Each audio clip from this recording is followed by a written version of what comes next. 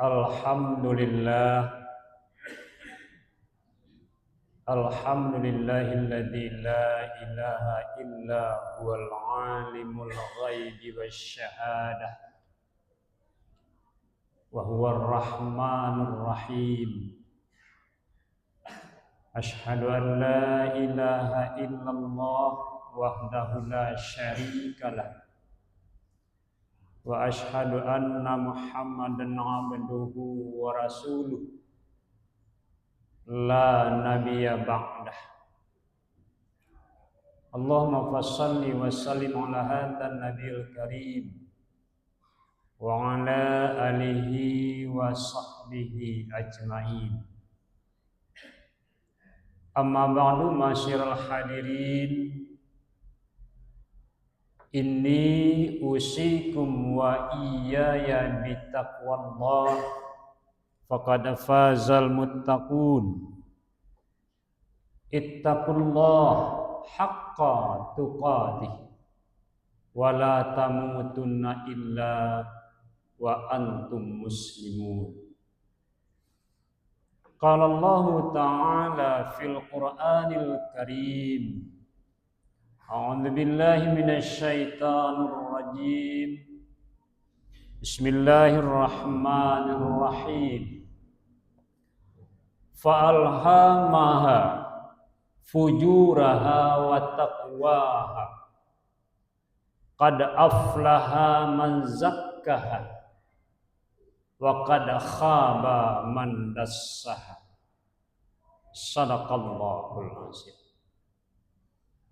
Maka dia mengilhamkan kejahatan dan ketakwaan ke dalam jiwa itu. Sungguh beruntunglah orang-orang yang mensucikan jiwanya, dan merugilah orang-orang yang mengotori jiwanya. Surat Asy-Syam, surat yang ke-91 dalam urutan Al-Quran, ayat 8, 9, dan 10. Satu dari sedikit surat yang oleh Allah dimulai dengan beberapa kalimat sumpah. Dalam surat ini diawali dengan 7 kalimat sumpah. Qasam, istilah bahasa Arabnya. Bapak-bapak dan saudara-saudara jamaah rahimakumullah, kembali kita mengucapkan kalimat tahmid sebagai satu di antara wujud rasa syukur kita atas segala rahmat dan karunia Allah yang selalu kita nikmati di setiap tarikan nafas kita. Kemudian salawat dan salam untuk ruh Nabi besar Muhammad sallallahu alaihi wasallam. Allahumma salli ala Muhammad wa ala ali Muhammad. Di awal khutbah ini seperti biasa khatib kembali mengingatkan kita semua untuk terus berusaha sesuai dengan kemampuan yang paling maksimal untuk selalu memperbaiki, meningkatkan kualitas iman dan amalan soleh kita dalam kehidupan sehari-hari sebagai bekal terbaik untuk hidup hari esok di dunia, terutama esok di akhirat. Hadirin yang dirahmati Allah Subhanahu wa ta'ala, dalam sejarah peradaban Islam, sejarah mencatat ada seorang tokoh yang sampai hari ini karyanya tidak hanya sekedar namanya diingat, tapi karyanya masih dibaca dan menjadi rujukan di berbagai perguruan tinggi terkenal di dunia. Beliau bernama Imam Al-Ghazali, seorang tokoh cendekiawan Muslim. Kalau para orang-orang orientalis menyebutnya seperti itu. Tapi di kalangan umat Islam disebut sebagai ulama terkemuka.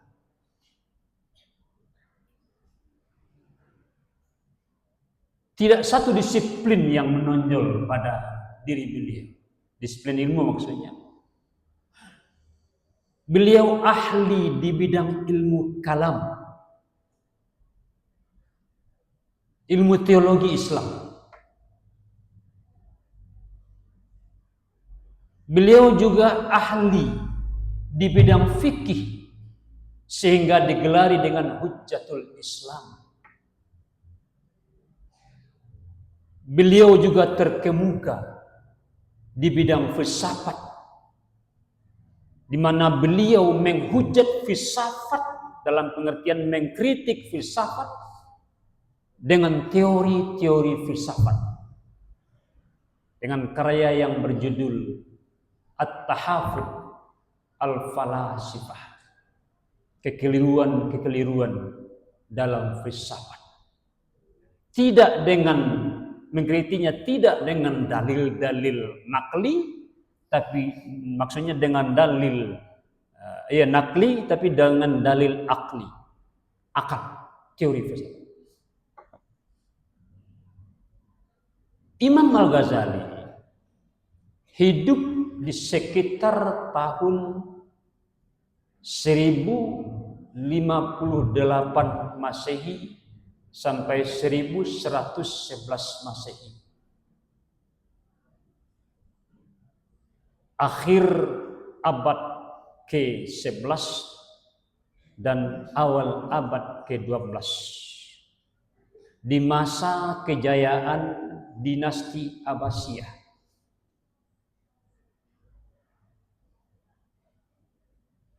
Waktu itu, di usia yang masih muda, sejarah mencatat diperkirakan pada usia 34 tahun beliau diangkat jadi guru besar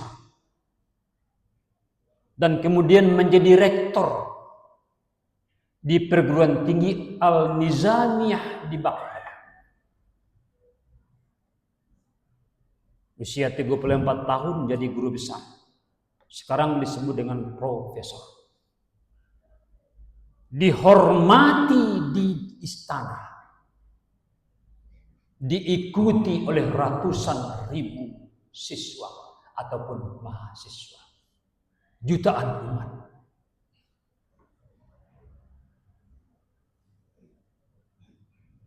Tapi sekitar usia 43 tahun,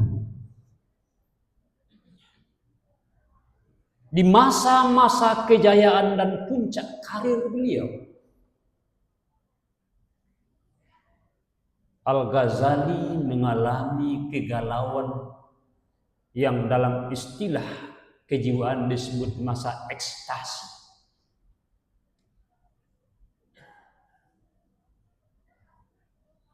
Beliau merasa seluruh ilmu yang selama ini beliau gali, beliau kuasai, pahami sedemikian rupa. Seluruh kehormatan yang didapatkan dari jabatan sebagai seorang rektor, ilmuwan, sehingga dihormati oleh kalangan istana,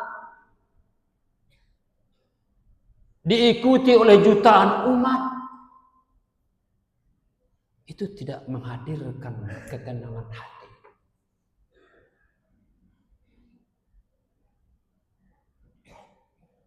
Tidak memunculkan kedamaian jiwa.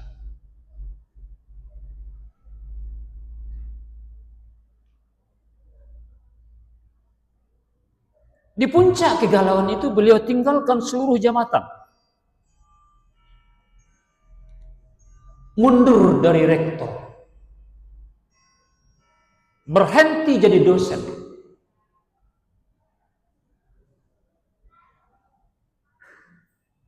Menggali ilmu lebih dalam tentang jiwa.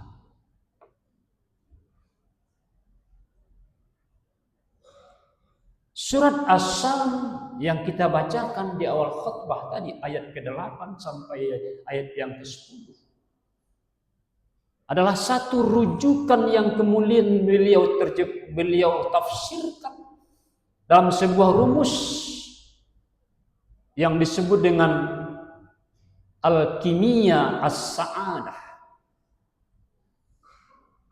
resep bahagia. Dan itu kemudian menjadi buku. Judulnya juga itu demikian. Al-Kimia As-Sa'adah, resep bahagia. Menurut Al-Ghazali, terkait dengan resep bahagia itu, beranjak dari apa yang Allah katakan, fa'alhamaha fujuraha wa taqwaha. Maka Allah mengilhamkan kepada jiwa itu potensi kejahatan dan potensi ketakwaan. Maka menurut Al-Ghazali, dalam jiwa kita yang disebut manusia ini hidup 4 potensi sifat yang berasal dari potensi fujuraha wa taqwaha yang diinfokan Allah dalam surat As-Sam itu. Yang pertama adalah sifat hewan ternak yang merasa puas dengan cukup makan, bisa tidur dan tersalurkan syahwat. Itu sifat hewan ternak. Bila potensi ini yang banyak berkembang pada seorang manusia, maka pada saat itu imannya mudah ditukar dengan sekardus mie instan. Pada saat itu pendiriannya bisa dibeli dengan uang 200.000 pada saat serangan fajar ketika pemilu ataupun pilkada.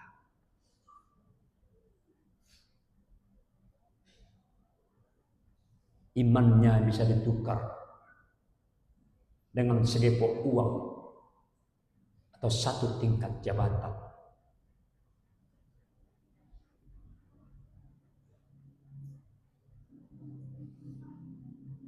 Sifat yang kedua menurut Al-Ghazali adalah sifat hewan buas yang senang dan merasa puas ketika bisa menyerang dan melukai sekaligus menguasai.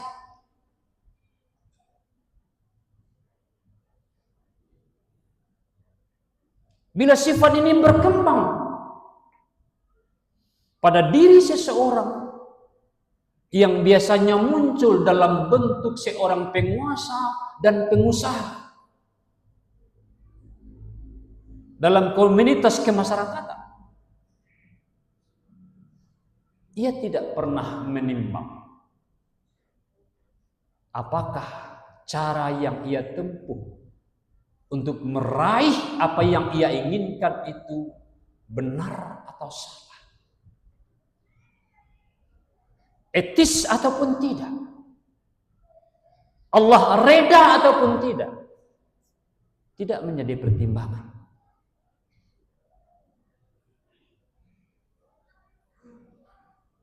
Maka bagi seorang calon penguasa, baik penguasa dari segi politik maupun penguasa dari segi ekonomi, jangankan menghancurkan 1-2 orang dalam artian membunuh 1-2 orang, menghancurkan satu negeri pun ia tega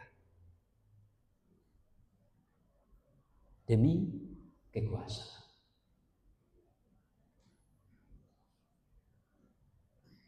Sifat hewan ternak, hewan pembuas. Yang ketiga, kata Imam Ghazali adalah sifat syaitan yang penuh dengan tipu daya dan kelicikan, di mana orang-orang yang seperti ini selalu menyediakan jebakan-jebakan, ranjau-ranjau kehidupan bagi orang lain agar miliknya bertambah. Apa yang ia inginkan ia peroleh. Persoalan orang lain rugi ataupun tidak, orang lain mati ataupun tidak, no problem.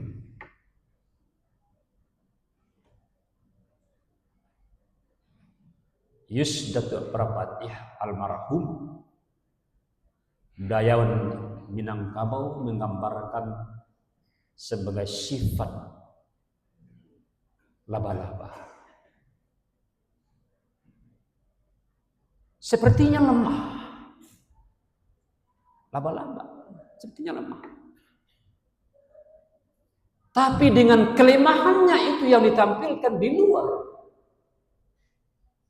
ia selalu mengintai mangsa yang terkuat masuk ke jaring-jaringnya.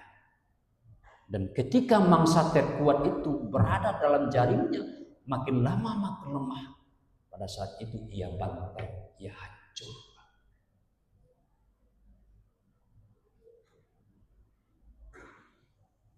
Mohon maaf, menurut Khatib,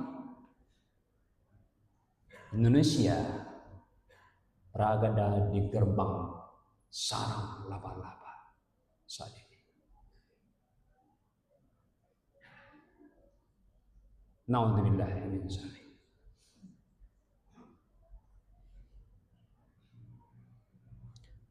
Yang keempat, potensi yang ada hidup dalam setiap jiwa kita. Kata Imam Al-Ghazali adalah potensi sifat malaikat yang merasa damai, merasa tenang ketika kesadarannya merasakan kehadiran Tuhan dalam hidupnya.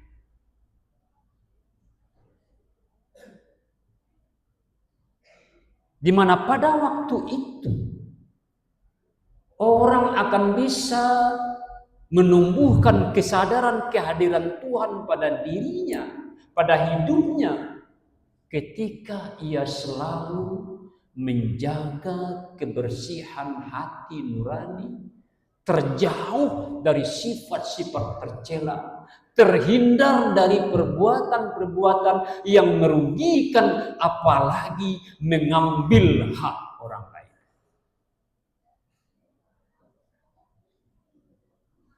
Maka Allah katakan, qad aflaha man zakkaha. Sungguh beruntung orang yang mensucikan jiwanya, dan merugilah orang-orang yang membiarkan jiwanya kotor oleh kehidupan dunia. Lalu kemudian Imam Ghazali melanjutkan rumus bahagia ataupun resep bahagia. Sekalipun menurut ilmu pengetahuan, terutama dari ilmu perkembangan, psikologi perkembangan, bahwa yang paling mudah membentuk sifat dan karakter manusia haruslah dimulai dari sejak dini. Benar. Maka anak yang dari awal oleh orang tuanya dibiasakan mendengarkan bacaan Quran, sering diajak ke masjid dan ke musala pada waktu-waktu yang tepat dan di tepat waktu, dan itu berlanjut dari kecil minimal sampai akhir balik, maka orang seperti ini kelak setelah dewasa sangat mudah dan tergerak hatinya ke masjid dan ke musala. Tapi orang yang dari kecil sampai akhir balik tidak dibiasakan oleh orang tuanya yang seperti itu, sekalipun ia disekolahkan di UIN, dimasukkan ke pesantren umpamanya, tapi dari kecil sampai akhir balik ia tidak dibiasakan, sulit membelokkannya menjadi bersifat ahli ibadah.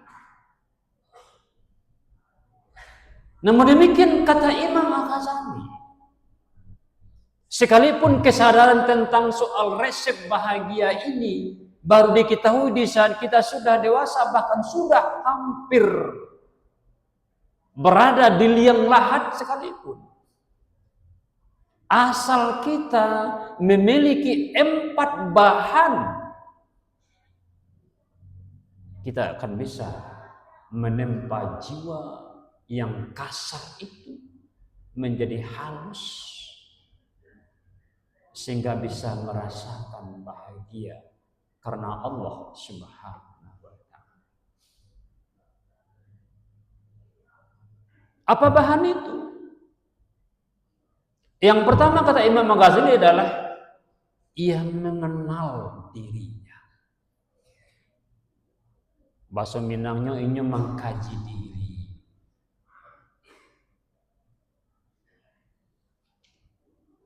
Bagian terkecil dari mengenal diri itu adalah introspeksi diri yang dilakukan tiap hari.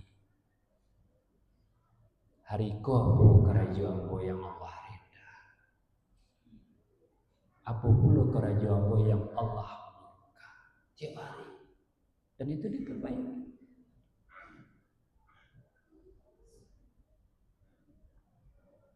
Lebih jauh tentu dari mana kita, mau kemana kita, siapa kita, itu kajian diri, dan itu perlu baca buku, dengarkan guru. Yang kedua adalah mengenal Allah. Diyakini dalam Islam kita tidak akan pernah mampu mengenal Allah dalam artian zat Allah, tidak.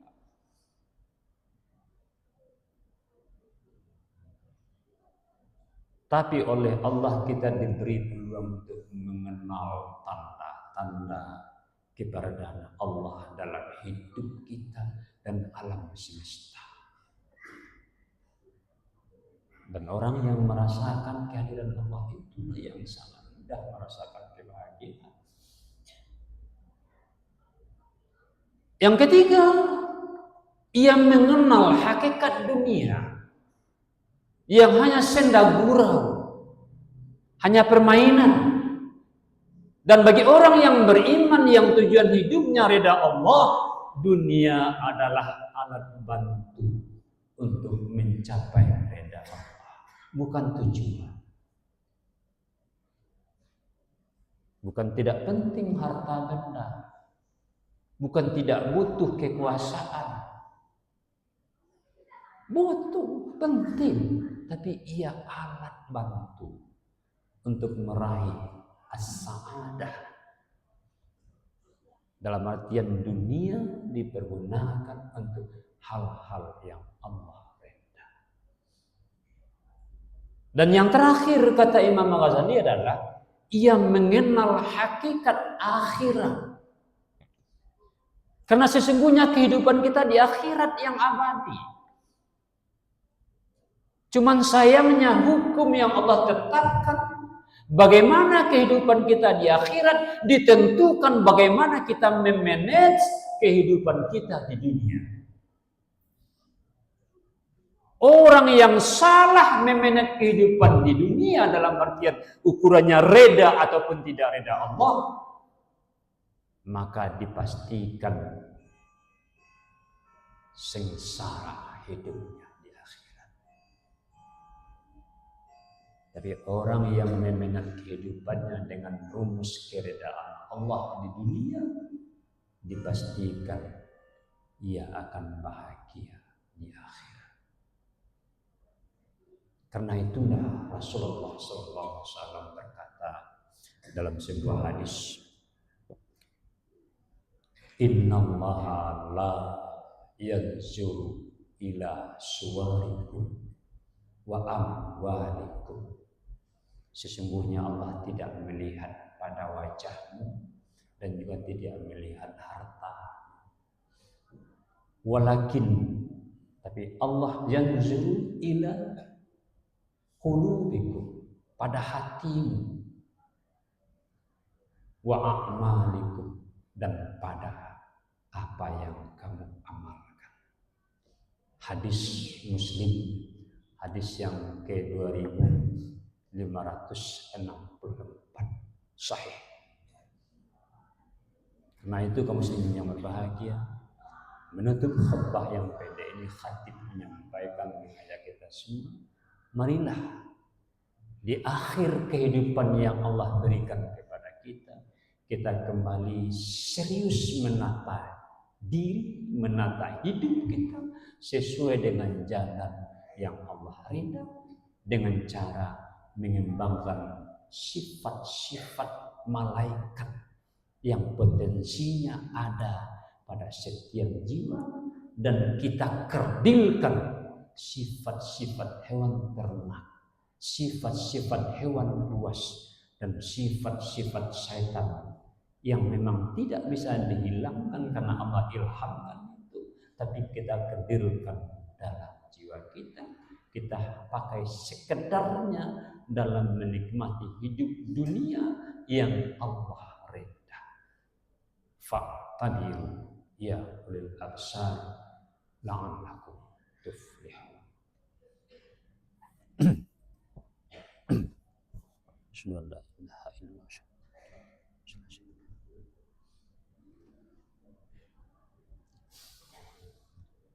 Alhamdulillah hamdan katsiran kama amar.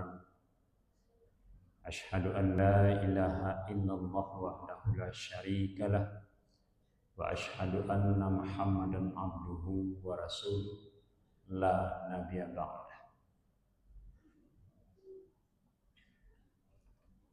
Allahumma salli ala Muhammad wa ala ali sayyidina Muhammad.